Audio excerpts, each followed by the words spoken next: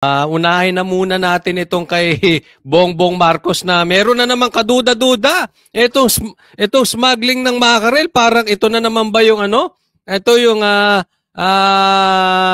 bypass nila dyan sa pinakamalaking nahuli nilang droga. Kaduda-duda na wala na yung driver. Di ba wala nang balita? Oh, pinakamalaki na nahuli nilang droga. Samantalang wala man lang bodyguard. Nahuli lang sa checkpoint. Ganun ba katanga? Ang mga drug lords? Hindi ako naniniwala ganun katanga mga drug lords. Isipin mo, pinakamalaki. Ibig sabihin, ganun kadaming droga. Nahuli lang sa checkpoint. Eto naman ngayon. Eto, pag-uusapan natin. Ako, duda talaga ako dito.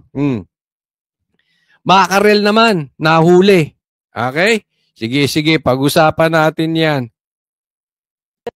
21 container ng mga nasamsam na smuggled frozen mackerel ang sinimula ng ipamahagi ng gobyerno sa Maynila. Oy, ang bait naman ni Marcos. Pinamimigay yung mga nahuling smuggled na mackerel sa Maynila. Pinamimigay. Bakit hindi mo ibamigay sa Davao? Gayahin mo yung pinsan mong si Tambaluslos. Ha? Ang bagyo sa ibang lugar na magay ng ayuda sa Davao. Ha? Talagang nililigawan yung mga taga Davao, ha? Oh, sige. Sabi Ito. ng Pangulo, ayaw nilang masayang ang mga smuggled na isda. Ayaw nilang masayang ang mga na-smuggled na isda. Pagtitiyak, naligtas itong kainin. Nakatutok si Bernadette Reyes. Kahon-kahong mackerel ang ipinamahagi sa mga residente ng Baseco sa Maynila sa pangunguna ni Pangulong Bongbong Marcos. Tig 2 kilong frozen mackerel kada pamilya. Tig 2 frozen mackerel kada pamilya. Ito yung mga kinumpiskang kargamento na sinubukang ipasok sa bansa noong Setyembre. Ano? Nadinig nyo yun? Nadinig nyo? Ha? Ulitin nyo. Replay. Nadinig nyo?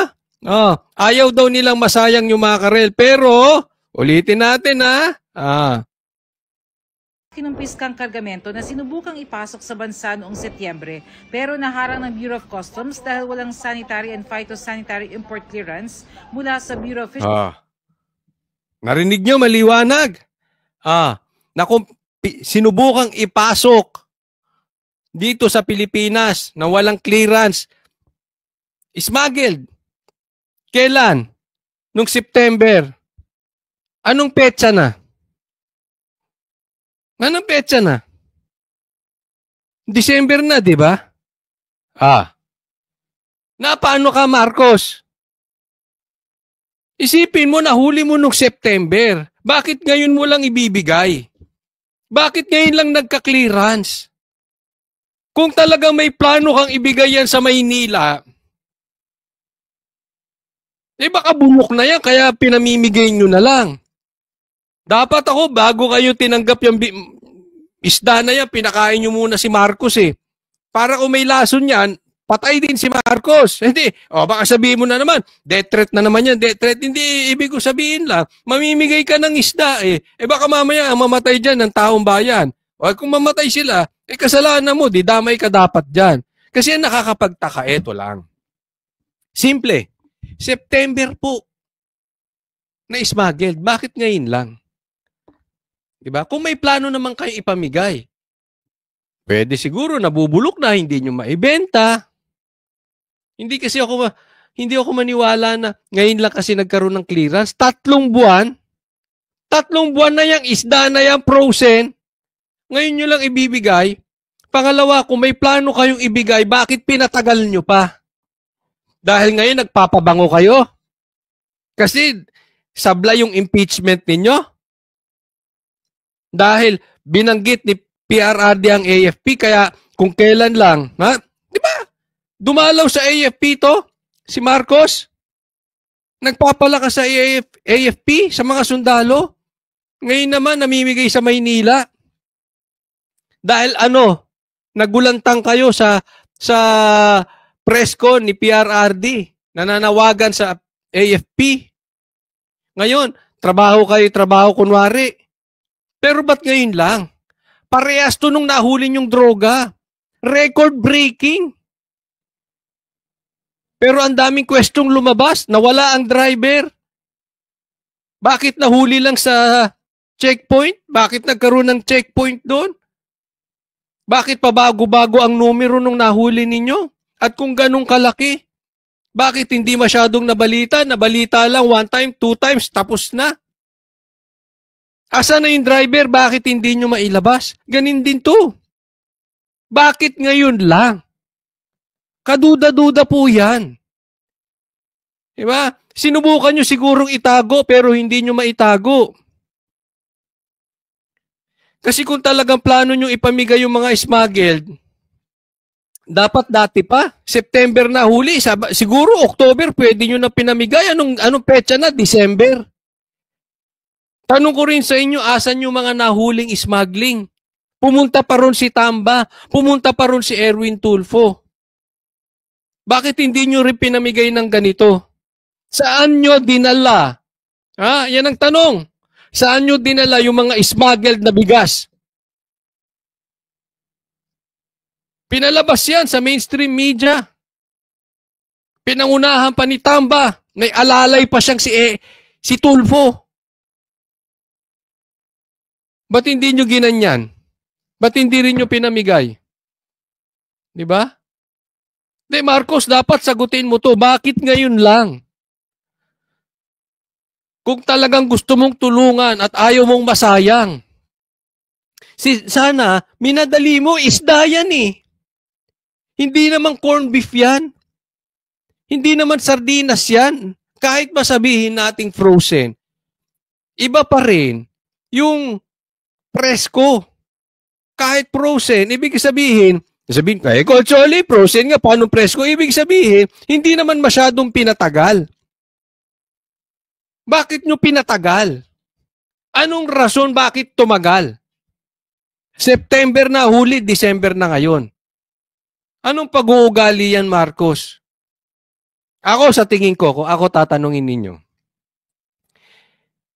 naghahanap lang ito si Marcos na para mag-good shot siya. Kasi na-bad shot siya sa AFP. Alam naman natin, mabigat yung binitawan ni PRRD. At alam naman natin, wala siyang magawa dun sa pinsan niya na si Tamba. Binabakbakan ng Duterte. Bumabanat sa Duterte. Nakikita nila, malakas pa rin ang Duterte. Kitang-kita nila yan eh. Mahal ng taong bayan ng Duterte. So ito ngayon si Marcos, bida-bida ngayon. Para sa ganun, mahalin din siya ng taong bayan. Ano bang alam niya magpinsa na yan? Si Marcos, tsaka si Tamba, anong alam niyan? Ayuda. Wala yan. May alam ba yan sa infrastructure? Wala. Meron ba yan alam sa pagsugpo ng mga komunista, ng mga NPA? Wala. May alam ba yan sa pagsugpo ng mga droga? Wala. Parehas siya magpinsan na yan. Anong alam niyan? Ayuda. Eto. Kaya siguro naisip po, sige mamigay tayo pero yung hindi halata. Hindi ako magmumukha katulad kong yung taka kong pinsan.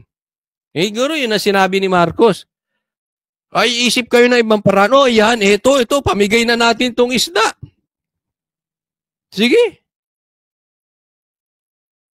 Tanong, bakit nyo sinubukang itago? Bakit ngayon lang lumabas yan? Diba?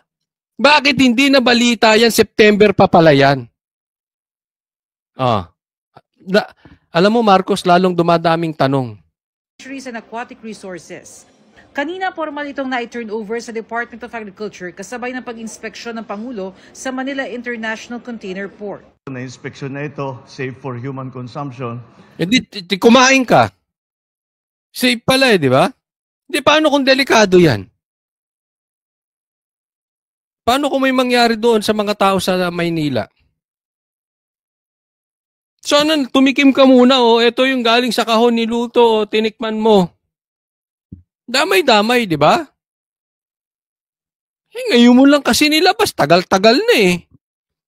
Kung plano mong tumulong talaga, kung bukal sa loob mo ang pagtulong, dati pa, pagpasok pa lang yan, ginawan mo na ng paraan yan. Kaya habang pwede pa, distribute na natin. Habang pwede pa. Tingnan mo, bunganga nito.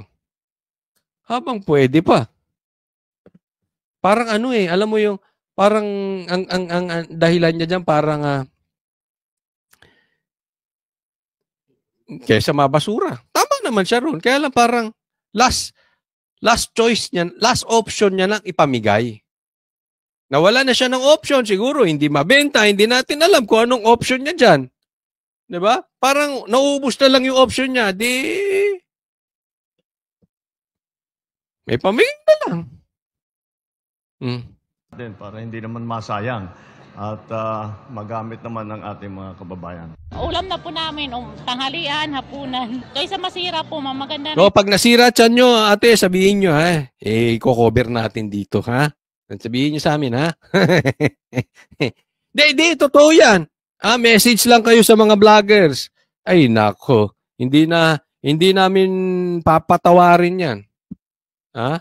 Pag nasira ang mga tiyan nyo, contact lang kayo. Sabihin nyo kay Isko. Makakarating dito yan, ha? Sige. Ako'y pamahagi sa mas nangangailangan. Malaking tulong po ito kasi wala sa naghahanap buhay sa akin. Ako lang. Tinatayang 150,000 na pamilya sa NCR, Region 3 at 4 ang makikinabang sa 21 container na puno ng mackerel. Batid raw ng Pangulo ang problema sa smuggling sa bansa. Ang problema kasi sa smuggling, pinapasok nila, tapos iipitin, hindi ilalabas. Mag-aantay hanggang tumaas ang presyo. Pag tumaas ang presyo, sa kanila pagbibili. Hindi natin papayagan Ang masama sa smuggling, hindi bayad yung tax. Smuggled nga hindi bayad. Ipinasok na walang permit. O iipitin. Di, Marcos, hindi kaya lumalabas parang kayo ng ipit? Di, sabi niya, di ba? Ang masama sa smuggling, iipitin. Para bumaba para tumaas ang presyo. Pag tumaas sa kanila, bibitawan. Hindi ako, Marcos, di kita pinagbibintangan, ha, Marcos. Tanong lang, hindi kaya parang inipit nyo rin yan? Di ba? Sinubukan yung ipitin? Kasi ba't ngayon lang? Ewan ko kayo ba naniniwala na September bago nagkaroon ng clearance, December, ganun katagal? Di sana, pagkahuli nyo pa lang, kung may plano na kayo ipamigay, sinabi nyo sa media, Prinesco nyo, may nahuli kami, antayin lang natin ang clearance na ito ay safe sa mga tao. Kahit masabihin natin tumagal ng 3 months, at least in-announce nyo, transparent. Ito parang kayo din nagtago Parang lang naman Kasi yung asta matuloy na yung mga ganyang klaseng sistema. Dahil naman sa epekto ng mga nagdaang bagyo, asa na punta yung bigas? Tanungin mo sa pinsan mo, saan na yung mga smuggled na bigas? sa supply ng isda, inaprubahan ng Department of Agriculture ang importation ng 8,000 metric tons ng isda. Bukod pa ito sa 30,000 metric tons na imported na isda na unang inaprubahan para mapunan ng humihigpit na supply sa mga buwan na nagpapatupad ng closed fishing season. Para sa GMA Integrated